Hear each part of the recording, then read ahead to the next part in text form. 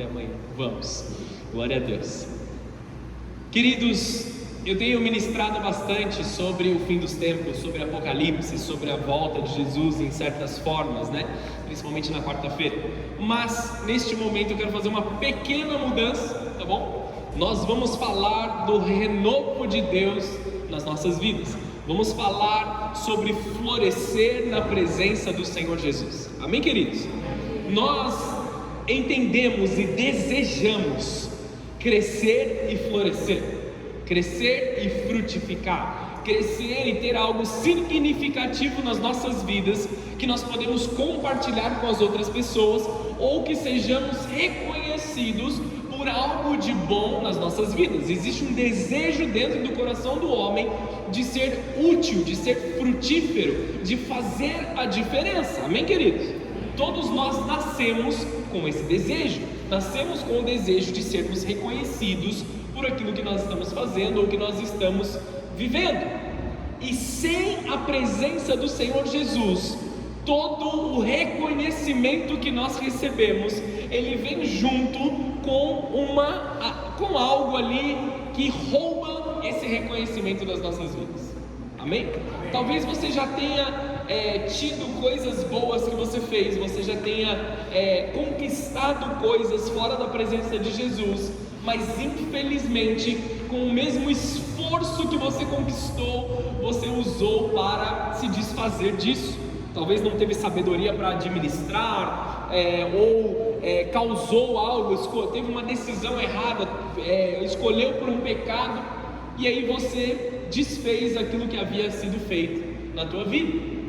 Eu falo de experiência, então eu já conquistei muitas coisas que da mesma forma que eu conquistei, eu já as perdi antes de conhecer Jesus.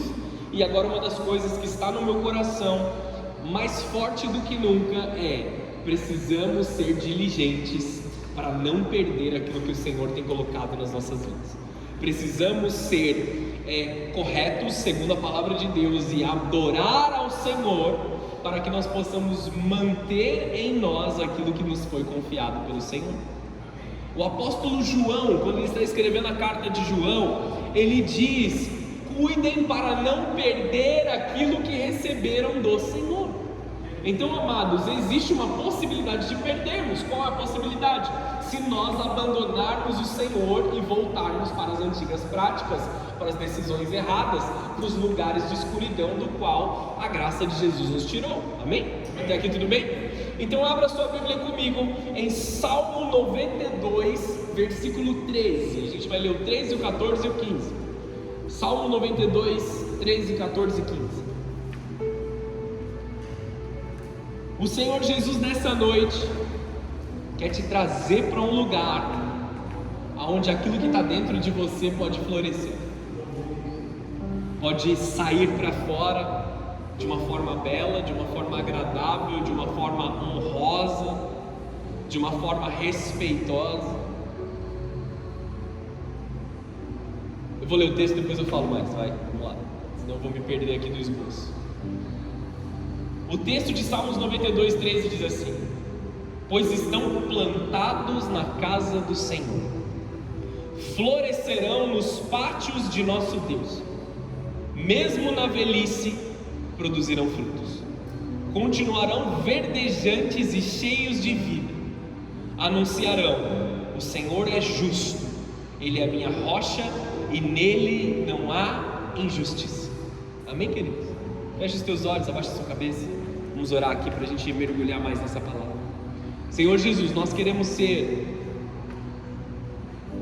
esses dos quais o Senhor está dizendo, esses brotos, essas árvores que o Senhor diz que florescerão na tua presença, florescerão na tua casa, mesmo na velhice permanecendo frutíferos, mesmo tendo caminhado muito, mesmo tendo nos desgastado, mesmo depois que o tempo passou, que as estações passaram, nós permanecemos e damos frutos ainda, Senhor. Nós sabemos, Pai, que na Tua presença nós aqui temos ainda muito que oferecer para Ti, Senhor. Nós temos muito ainda o que viver na Tua presença. Nós temos muito o que aprender e crescer em Ti, Senhor. Então, em nome de Jesus, faz de nós frutíferos na Tua presença.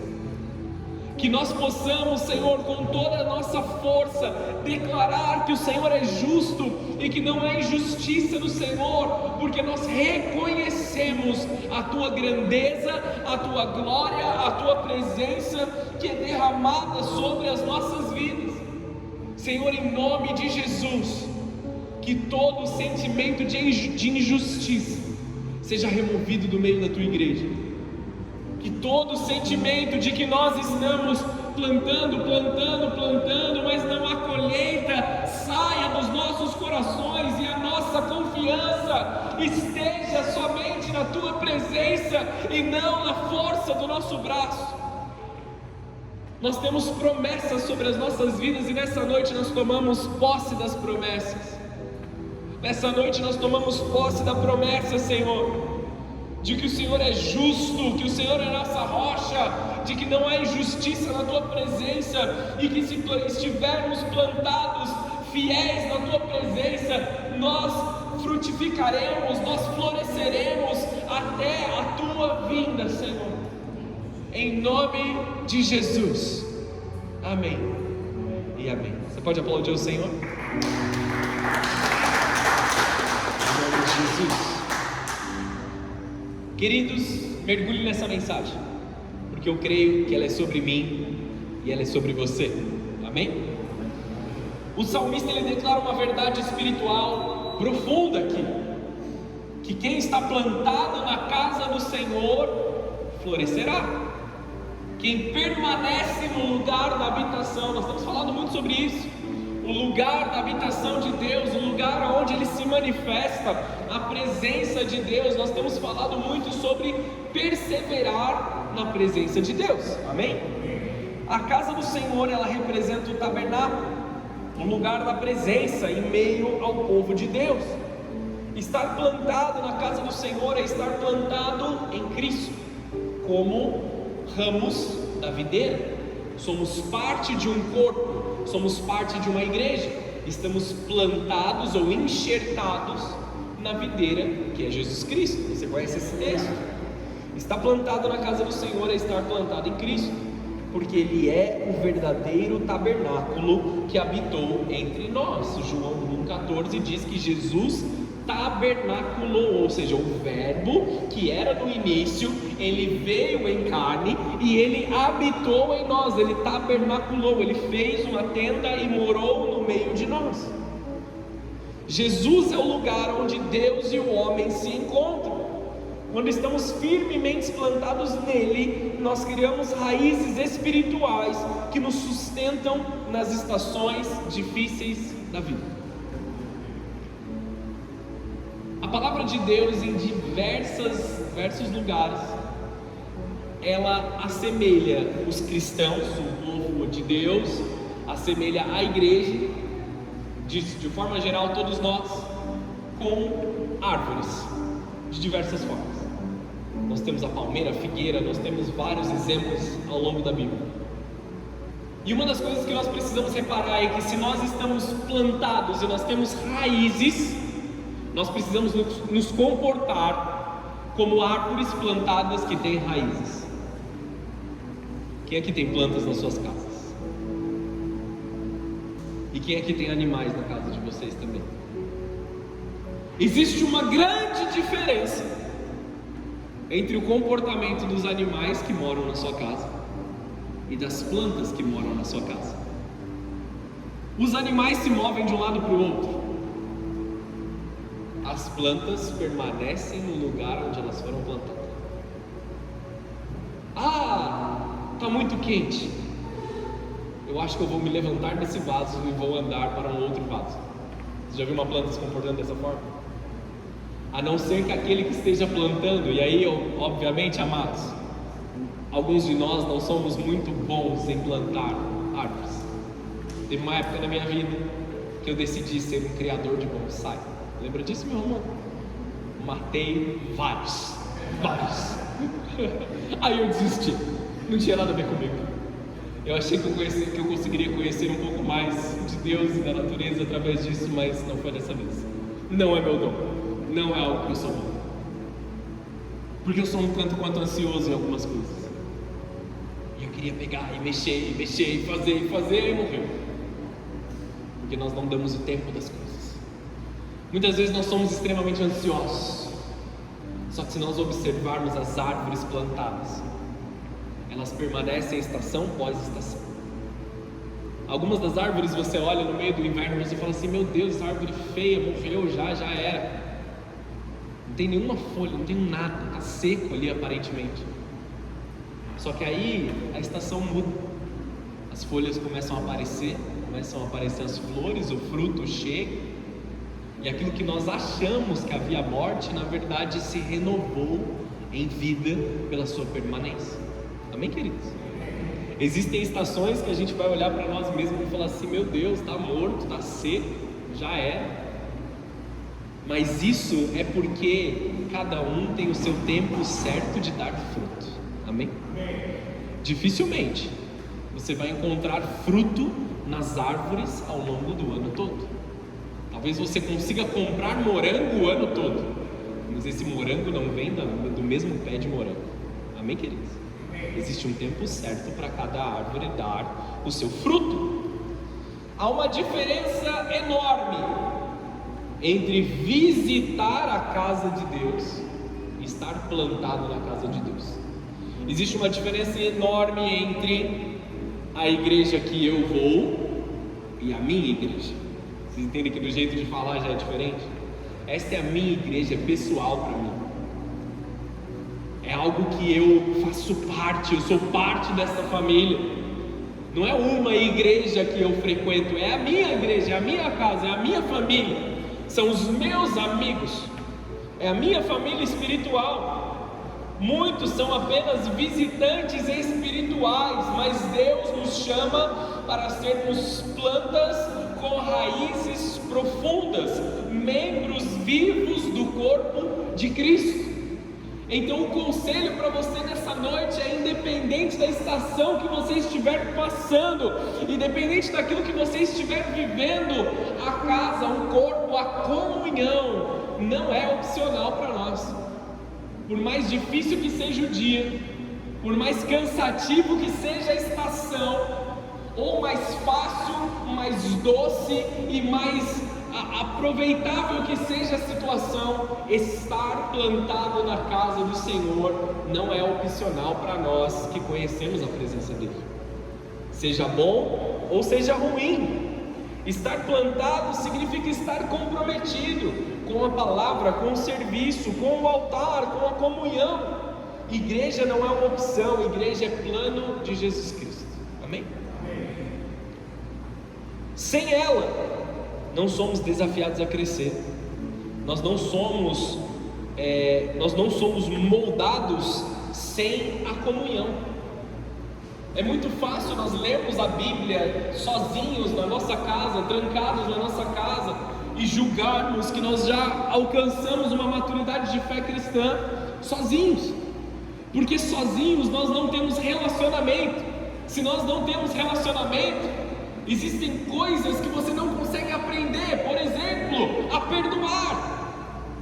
Por exemplo, amar o teu próximo. Como você vai amar o teu próximo se ele não está lá? Como você vai aprender a ser fiel se não existe alguém que seja objeto da tua fidelidade? Como você vai aprender a ser honroso se você não tem alguém que seja objeto da tua honra? Estão aqui comigo? Amém. A comunhão é um plano de Deus para nós, para que nós possamos crescer espiritualmente. Nós não fazemos igreja como objetivo igreja, nós estamos na igreja para o nosso crescimento espiritual, para que nós possamos viver no mundo. É como receber capacitação, treinamento, instrução e glória da parte de Deus, graça da parte de Deus, para que nós possamos viver lá fora. Nós passamos muito pouco tempo dentro da igreja, mesmo nós como pastores. Eu passo mais tempo no meu trabalho secular do que dentro da igreja. Eu gostaria que fosse o inverso, mas é assim como o mundo funciona. Amém, queridos? Amém. e nós precisamos desse tempo de comunhão para nos capacitar. Sem ela nós não somos desafiados a crescer, sem a igreja, nem somos impulsionados a nos tornarmos mais parecidos com Cristo. É dentro da igreja, dentro da noiva, em comunhão, plantados na casa do Senhor, que nós nos tornamos como Cristo. Lembre-se, atenção a isso, igreja, Jesus não vem buscar indivíduos isolados, Ele vem buscar a sua igreja. Ah, mas eu sou a igreja do Senhor Jesus. Para que você diga essa frase, que você é a igreja do Senhor, isso significa que você é parte atuante da igreja, que você é parte atuante de uma comunidade de fé, e que você está em comunhão com os seus irmãos. Você, sozinho na sua casa, da qual eu sei que vocês não escolheram essa parte, porque estão aqui na casa do Senhor, glória a Deus por isso. Você sozinho na sua casa, sentado no seu sofá, não é igreja. Amém, queridos? Embora existam momentos que a gente vai descansar em casa, não é para você morar aqui na igreja todo dia, pelo amor de Deus, vai embora em algum momento. Queridos, em comunhão nós somos igreja, sozinho nós somos indivíduos entregues às tentações das trevas. Nós estamos aqui para sermos fortalecidos uns pelos outros. E nós, eu falei que eu não ia falar sobre escatologia hoje, né, ou Apocalipse, a volta de Cristo, mas deixa eu fazer um parênteses rápido aqui. Existe uma diferença muito grande entre apenas estar salvo e viver como alguém que é salvo. Quando você reconhece Jesus Cristo como seu Senhor e Salvador, você tem o seu nome escrito no livro da vida, amém? Então você está caminhando em direção à salvação. Muitas pessoas estão caminhando em direção à salvação, mas estão vivendo um inferno aqui na terra.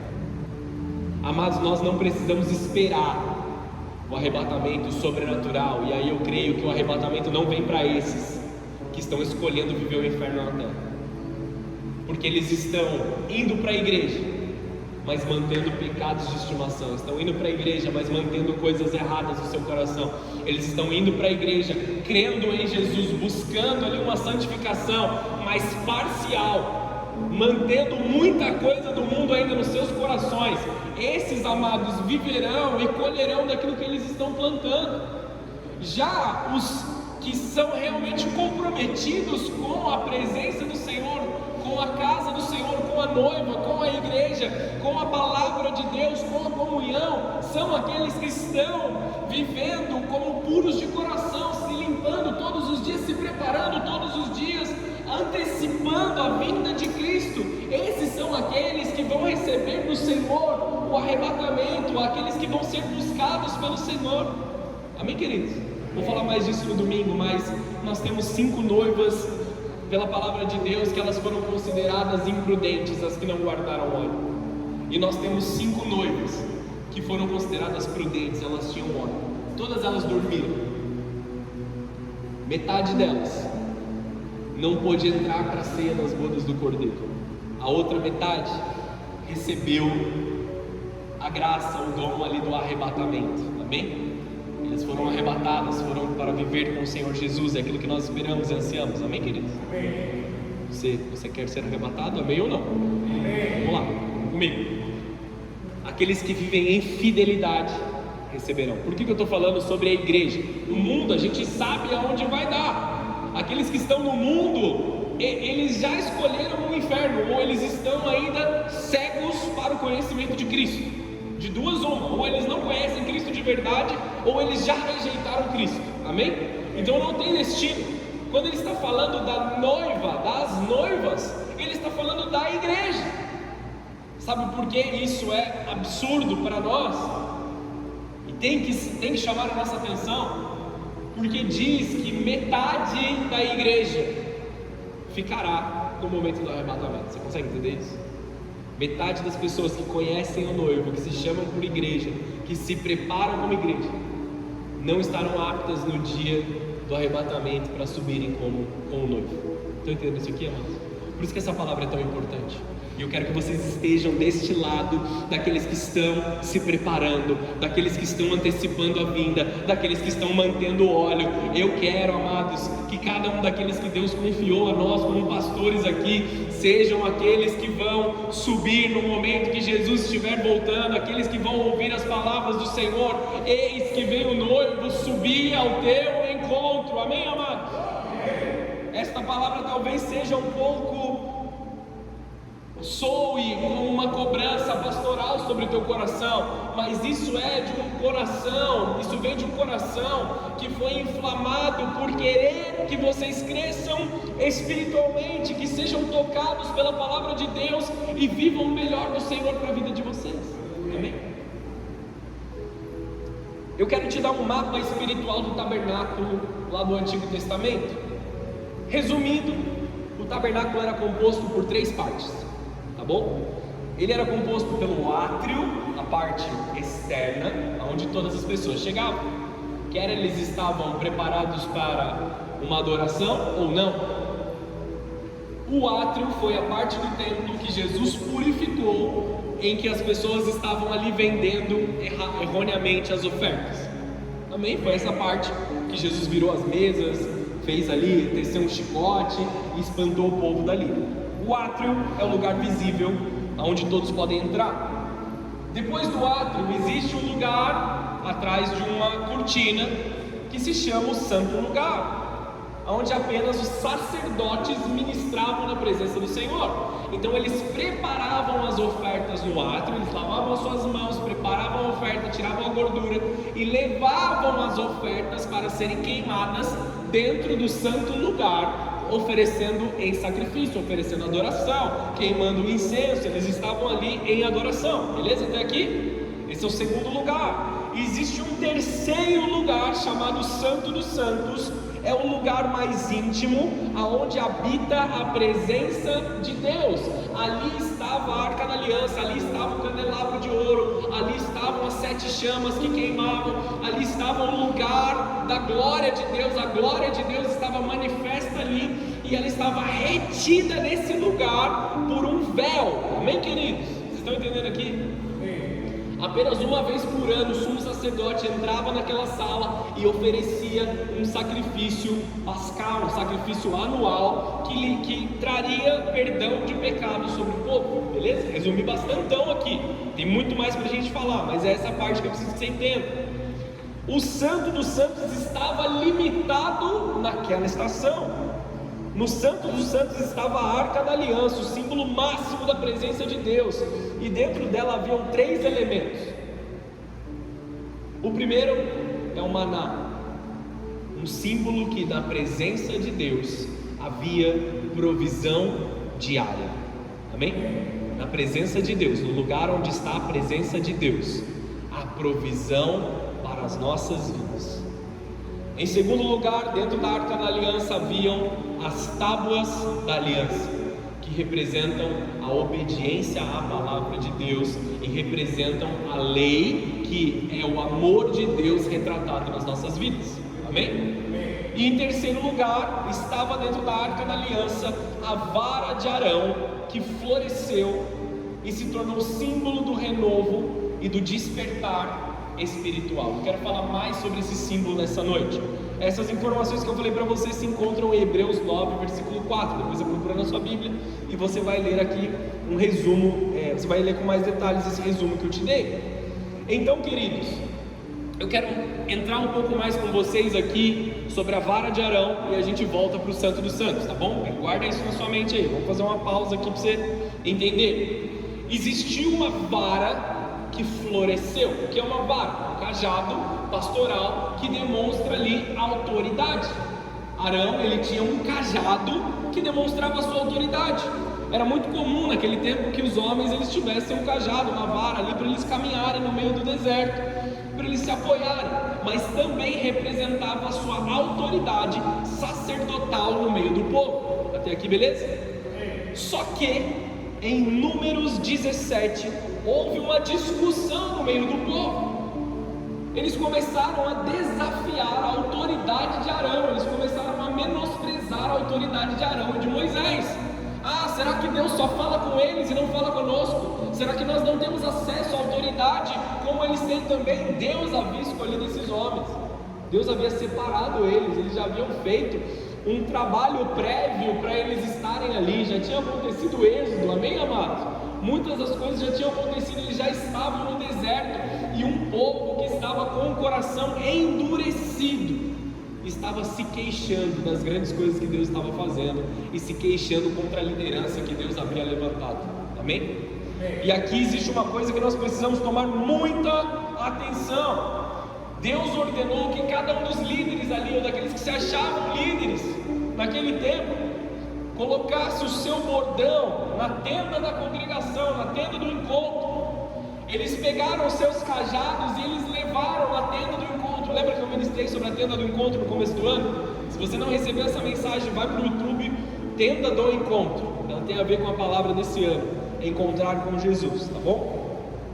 No dia seguinte, a vara de Arão, que era seca, ela brotou e floresceu amêndoas. Não havia mais vida, era um pedaço de madeira morto, ele já tinha sido desconectado da árvore há muitos anos. Ele não tinha mais serventia a não ser usado ali como um apoio para ele caminhar, como algo que um homem havia de se apoiar. Mas Deus trouxe vida mesmo em uma árvore seca, para mostrar que Ele estava com os olhos sobre aquele homem e sobre o povo. Ele reestabeleceu a autoridade de Arão no meio do povo. Números 17, versículo 5, vamos ler só esse versículo aqui.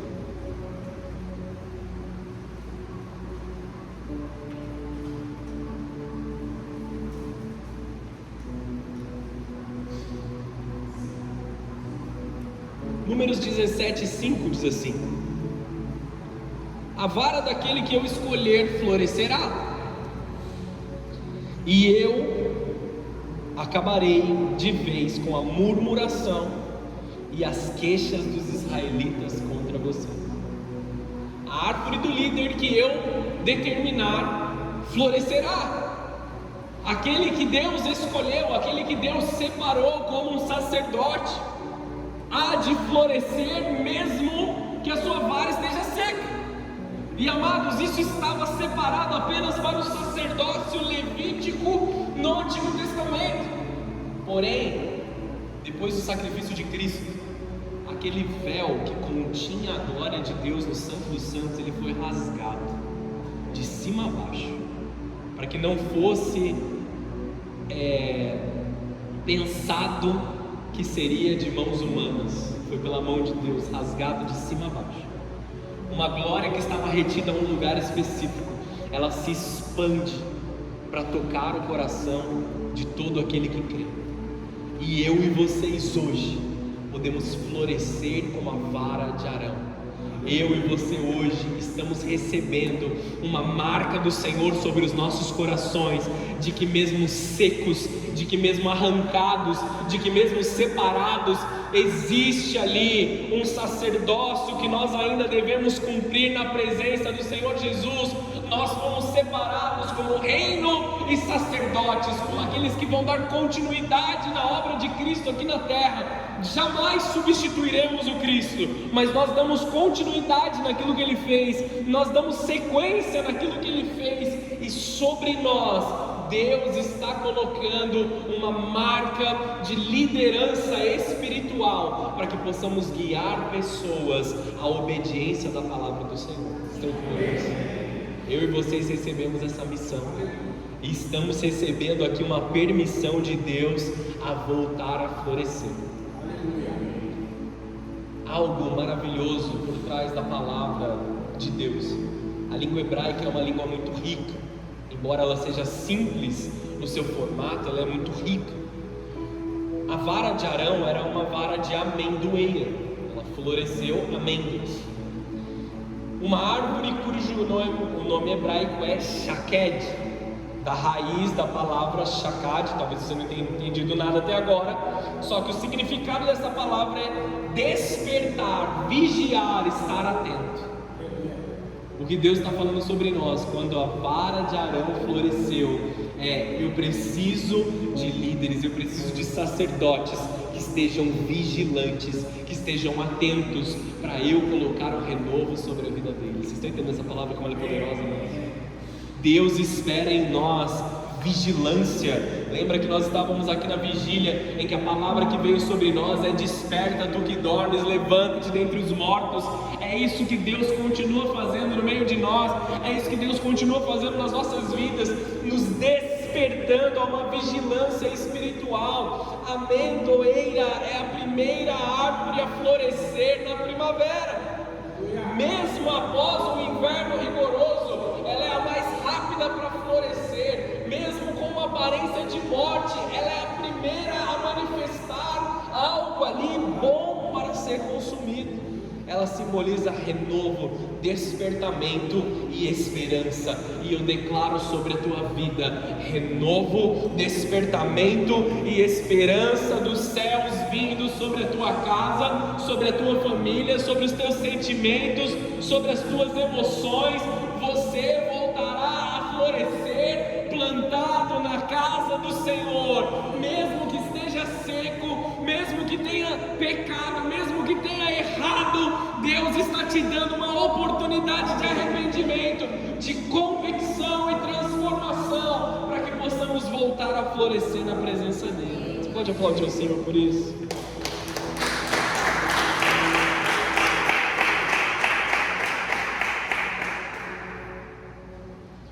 Jó capítulo 14, versículo 7, eu vou ler aqui rapidão, você acompanha comigo no telão. Até mesmo uma árvore tem mais esperança, pois se for cortada, voltará a brotar e dar novos ramos. Ainda que as raízes tenham envelhecido na terra e o tronco esteja pobre, com o cheiro da água voltará a brotar e dar ramos como uma nova planta. Ainda há esperança para uma árvore, mesmo que sendo cortada. Da mesma forma, há esperança para o homem de Deus. Ao cheiro das águas nós voltamos, nós crescemos de novo. Você pode estar vivendo um inverno espiritual. Talvez as pessoas olhem para você e digam: não tem mais nada nessa vida, não tem mais frutos, não tem mais jeito. Mas ao cheiro das águas você vai voltar a viver. Ao cheiro do rio de Deus que flui do trono e do Cordeiro, você volta à vida, você volta a frutificar, você volta a ter alegria nos teus olhos, você volta a ter um semblante de paz, um semblante de tranquilidade. Eu não sei que área da tua vida precisa desse rio nesse momento, mas tome posse disso no teu coração agora. Declare o rio de Deus fluindo sobre a tua vida, o rio que dá vida, o rio que traz a verdade. A vara de Arão floresceu da noite para o dia, e assim Deus pode mudar a sua vida repentinamente, se você plantar-se na casa do Senhor. Eu preciso me arrumar, eu preciso me preparar antes de me plantar lá. Não, só se planta, deixa Deus fazer o que Ele tem que fazer. Eu preciso podar alguns galhos aqui. Cara, você é a planta, você é a árvore, só vá, deixa o agricultor cuidar de você. Deixa ele te podar do jeito que ele acha que ele deve. Deixa ele cuidar de você do jeito que ele acha que ele deve. Jeremias 1, versículo 11, também acompanha, não precisa abrir não, vamos mais rápido aqui. Então o Senhor me disse: o que você vê, Jeremias? Eu respondi: eu vejo o ramo de uma amendoeira. Você viu bem, disse o Senhor. Isso significa que eu estou vigiando e certamente realizarei todos os meus planos. Ele viu algo profético, e aqui tem um trocadilho de palavras. Eu vi Shaked. Isso quer dizer que eu Shakad sobre o povo de Israel. É um trocadilho de palavras que Deus fez com Jeremias. No hebraico faz mais sentido do que em português. Eu vi uma amendoeira, e isso simboliza que eu continuo vigiando sobre o povo de Israel.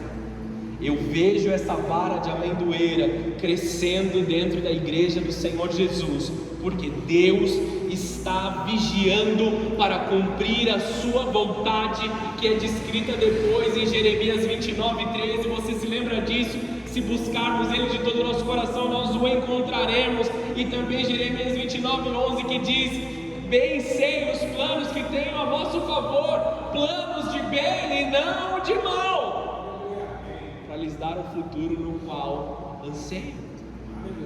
Eu estou vigiando sobre o meu povo, para que eles tenham o futuro que eu planejei para eles. Se os nossos nomes estão escritos no livro da vida, Deus se lembra de nós para cumprir os seus planos sobre nós. Amém, amados? Ele não se esquece. Ele se lembra de nós, Ele vigia sobre nós. Então desperta Jeremias nos dias de hoje. Deus desperta você. A amendoeira é um símbolo de um Deus que não dorme, que está atento, que está vigilante para cumprir o que Ele prometeu.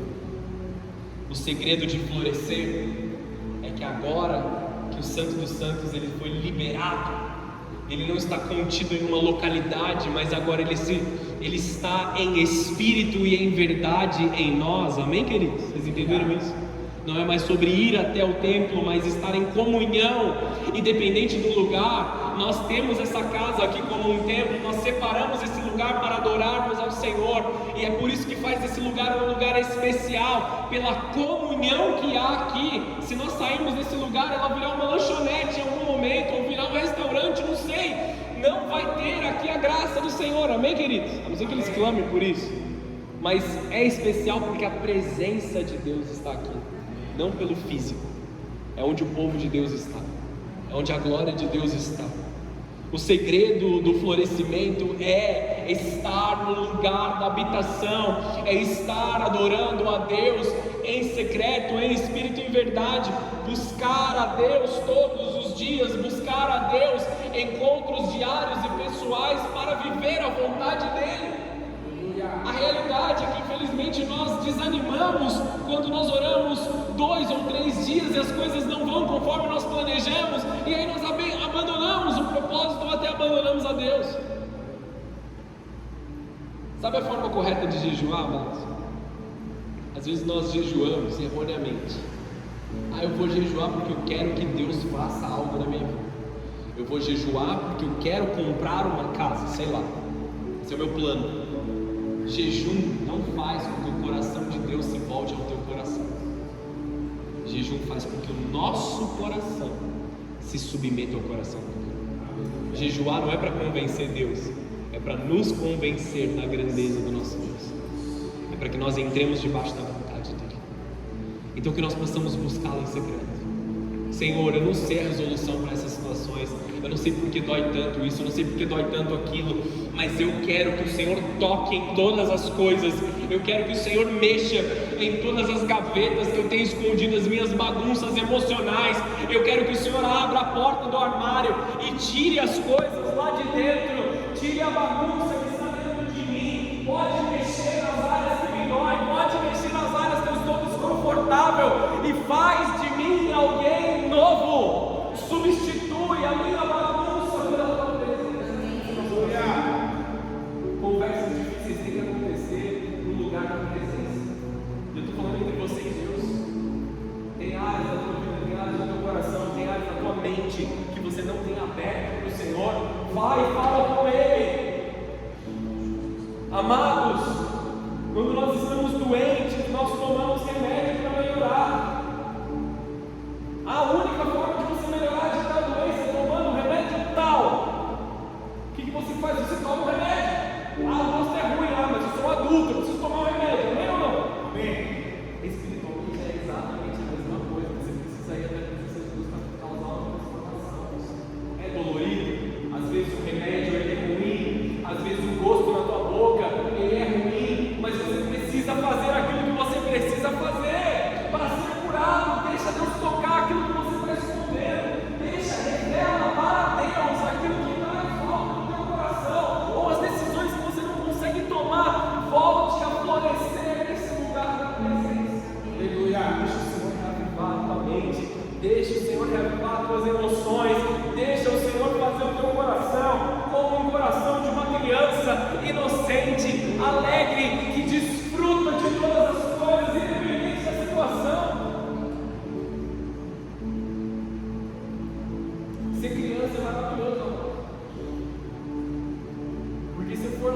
casa agora e eu falar para os meus filhos, nós vamos para a Disney amanhã, eles vão começar a pular, cantar e gritar.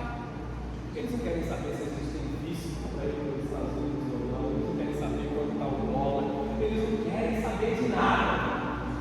Eles só confiam e se submetem à vontade do Pai. Tem dinheiro para ir para a Disney amanhã? Não. Hoje? Só que os meus filhos não querem saber disso. Eles se deleitam na presença do Pai. Só. Parou aqui? Vocês estão me ouvindo, né? Tá. Eles se deleitam na presença do Pai. Eles se deleitam naquilo que o Senhor Jesus está fazendo. Nós precisamos ser como crianças que se deleitam na vontade do Senhor, que se deleitam naquilo que o Senhor tem para fazer. A vara floresceu dentro do Santo dos Santos. Ela não floresceu no pátio, nem na tenda, mas no lugar mais íntimo da presença de Deus. É no íntimo que nós florescemos, na oração, no jejum, na leitura da palavra e na obediência ao Senhor. Amém? Amém. Quero encerrar essa palavra nesse momento. Feche os teus olhos, abaixe a sua cabeça. Nós estamos plantados em um lugar para nós florescer. Eu quero te convidar nesse momento a deixar o Senhor fazer você florescer de novo.